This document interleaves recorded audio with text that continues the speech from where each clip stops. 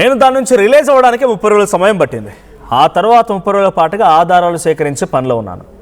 నా బామ్మరి చిరంజీవి, మా అత్త అండ్ మా బామ్మరి వాళ్ళ భార్య ముగ్గురు నుంచి నాకు ప్రాణహాని ఉందని చెప్పి భర్త సురేందర్ రెడ్డి మాట్లాడుతున్నారు.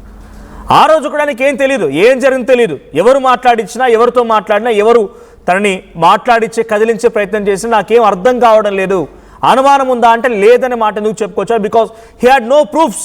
ఎటువంటి ఆధారాలు లేవు ఆయన దగ్గర. ఈ ఆరోపణల తాలూకు ఎటువంటి ఆధారాలు లేవు. కాబట్టి ఇప్పుడు అన్ని ఆధారాలు సమకూర్చుకున్న తర్వాత సురేందర్ రెడ్డి నోరు విప్పారు.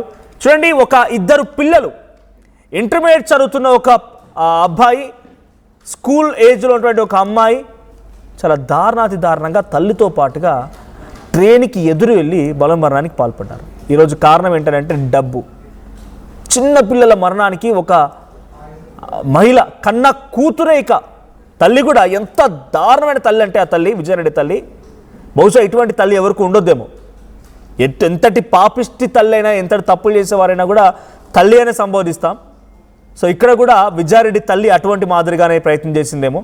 సో తన కూతురు మరణానికి డైరెక్ట్గా తల్లే కారణం అనేటువంటి మాటని సురేందర్ రెడ్డి చెప్తూ ఉంటే నిజంగా గుండె తరుక్కుపోతుంది. ఎందుకంటే ఎంత ధన ఆశ ఉన్నా, ఎంత బంగారం మీద ఆశ ఉన్నా, ఎంత దారుణంగా ఉన్నా ఆ ఇద్దరు పిల్లల్ని, తన కన్న కూతురుని ఎలా చంపుకోగలిగింది, ఎలా వారిని ప్రేరేపించగలిగింది తల్లి అనేది ఆశ్చర్యం వేస్తోంది, భయం కూడా కలుగుతుంది. అటు అన్న, రక్తం పంచుకొని పుట్టిన అన్న కూడా వారిద్దరి దగ్గర చాలా దారుణంగా ప్రవర్తించేవాడు. డబ్బుల కోసం, ధనం కోసం ఈ రకంగా ప్రయత్నం చేశాడు. ఏకంగా ఇప్పుడు తన భర్తను కూడా హతమార్చాలని చూస్తున్నాడంట. భర్త కూడా ప్రాణభయం ఉందని చెప్తున్నాడు సురేందర్ రెడ్డి. నాకు కూడా ప్రాణభయం ఉంది, కష్టం చేసుకోవాలి, లేదంటే పనికి పోవాలి, కానీ అప్పనంగా వచ్చింది కదా అని చెప్పి ఎవరు ఆ ధనానికి, ఎవరో సొమ్ము కోసం ఆశపడకూడదు. ఇక్కడ చిరంజీవి చేసింది అదే. ఆర్టీవీ ముందు నుంచి అనుమానం వ్యక్తం చేస్తూనే ఉంది. చిరంజీవి అనుమానం వ్యక్తం చేస్తూనే ఉంది. వాళ్ళ మాటల్లో, వాళ్ళ ఏడుపులో, ప్రతి దాంట్లో కూడా కొంత అనుమానం కనిపించింది. ఆ రోజు రాత్రి ఏం జరిగిందనంటే 6 o'clock బయటికి వెళ్ళిందని చెప్పి తల్లి చెప్తుంది, కానీ 3 o'clock వెళ్ళిందని ఇంటి కింద వాళ్ళు చెప్తుంటారు. ఈ టైమింగ్లో కానీ, కొన్ని టెక్నికల్ ఫాల్ట్స్లో కానీ అనుమానం కలిగింది. కానీ చిరంజీవి తనకి ఏ పాపం తెలియదంటూ రకరకాల నంగనాచి మాటలు మాట్లాడే ప్రయత్నం అటు తల్లి కానీ చిరంజీవి కానీ చేసే ప్రయత్నం చేశారు.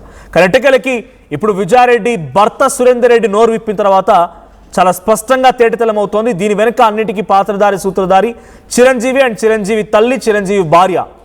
అంటే తల్లి, అన్న అండ్ వదిన, ఈ ముగ్గురే సూత్రధారులు, పాత్రధారులు. మీరంతా అయ్యో పాపం అని నోరు మీద ముక్కున వేలేసుకున్న వారు, కన్నీళ్లు పెట్టుకున్న వారు చాలా స్పష్టంగా వినండి. వీటన్నిటికీ కారణం సొంత తల్లి, అన్న అండ్ వదిన. ఇది జరుగుతోంది. సో ఒకసారి మా ప్రతినిధి నిర్మల దగ్గరికి వెళ్దాం. నిర్మల, ఏం జరుగుతుంది ఇప్పుడు? పోలీసులు ఎలా రియాక్ట్ అయ్యారు? సురేందర్ రెడ్డి ఇచ్చిన ఫిర్యాదు ఆధారితంగా పోలీసులు ఏం చేయబోతున్నారు? ఇంకా సురేందర్ రెడ్డి దగ్గర ఎటువంటి ప్రూఫ్స్ ఉన్నాయి? ఎస్ మనోజ్, సురేందర్ రెడ్డి అయితే ఇప్పుడు మేడ్పల్లి పిఎస్ లో మాత్రము కేసు పెట్టడం కూడా జరిగింది. ఆ కేసులో కూడా ముగ్గురు పేర్లు కూడా కంప్లైంట్ కాపీలో ముగ్గురు పేర్లు మెన్షన్ చేశారు. ఇటు విజయారెడ్డి తల్లి పుష్పలతది, అలాగే విజయారెడ్డి అన్న చిరంజీవి, విజయారెడ్డి వదిన లక్ష్మి, ఇలా ముగ్గురు పేర్లు కూడా మెన్షన్ చేసి వాళ్ళ వల్ల ప్రాణహాని ఉంది నాకు, అలాగే నా పిల్లలు కానీ నా భార్య కానీ నాకు దూరం అవ్వడానికి కారణము ముఖ్యంగా వీళ్ళు ముగ్గురే అని నేను గట్టిగా నమ్ముతున్నాను. ఎందుకంటే వాళ్ళు నన్ను ఇప్పుడు బెదిరిస్తున్నారు.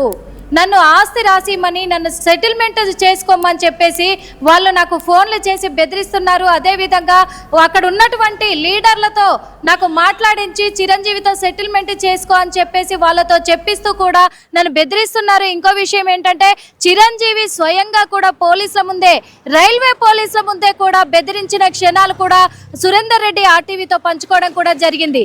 రైల్వే పోలీసుల ముందే నేను బ్రతకనివ్వను, నాకు సెటిల్మెంట్ చెయ్యకపోతే అని చెప్పేసి అక్కడే తనను బెదిరించినప్పటికీ పోలీసులు కూడా చిరంజీవి మీద సీరియస్ అయి కూడా చిరంజీవిని తిట్టినట్టుగా కూడా చిరంజీవి ఇక్కడ సురేందర్ రెడ్డి అలాగే సురేందర్ రెడ్డి తండ్రి ఇద్దరు కూడా భావోద్వేగాన్ని వెళ్ళబుచ్చుకున్నారు ఆర్టీవీ ముందు.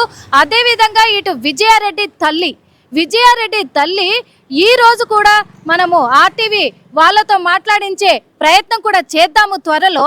కాకపోతే తను కూడా కొన్ని మీడియా ముఖంగా చెప్తున్నారు, బంగారం మేమే తెచ్చుకున్నామని చెప్తున్నారు. అదే విధంగా కూడా సురేందర్ రెడ్డి తన అత్తగారైనటువంటి పుష్పలతను అడగడం జరిగింది. మరి ఇంట్లో బంగారం, డబ్బులు ఇవన్నీ పోయినాయి కదా అని అడిగినప్పుడు, అయ్యి ఎవరికి, నువ్వెన్ని రోజులు బ్రతుకుతావు, ఇంకా నువ్వెలా బ్రతుకుతావో చూస్తాను, నా కొడుకుకు నువ్వు సెటిల్మెంట్ చెయ్యకపోతే అని చెప్పేసి నిర్మోహమాటంగా కూడా ఇటు సురేందర్ రెడ్డిని మాట్లాడడంతో సురేందర్ రెడ్డికి అనుమానం కలిగిందని కూడా చెప్పడం జరిగింది.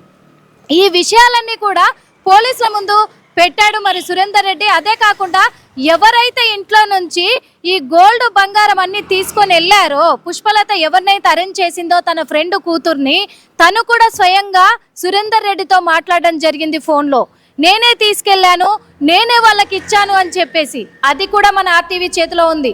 అదే కాకుండా ఇవన్నీ కూడా పోలీసుల ముందు పెట్టినప్పటికీ పోలీసులు 2 రోజులలో మేము ఎంక్వైరీ చేస్తాము, ఖచ్చితంగా యాక్షన్ తీసుకుంటాం దీనిపైన, అందుకు ఖచ్చితంగా నీకు ప్రొటెక్షన్ కూడా కలిగిస్తున్నాము, నీకు ఎలాంటి ఇబ్బంది కలిగినా ఇంటి చుట్టూ ఎవ్వరు అనుమానపు వ్యక్తులు తిరిగినప్పటికీ కూడా 100కి డయల్ చేయండి, మేము 10 నిమిషాల్లో మీ ముందుంటాము అని చెప్పడం కూడా జరిగింది అని సురేందర్ రెడ్డి చెప్పారు. పోలీసులు అయితే దర్యాప్తు కొనసాగిస్తూ ఉన్నారు. Manoj, right, thank you Nirmala.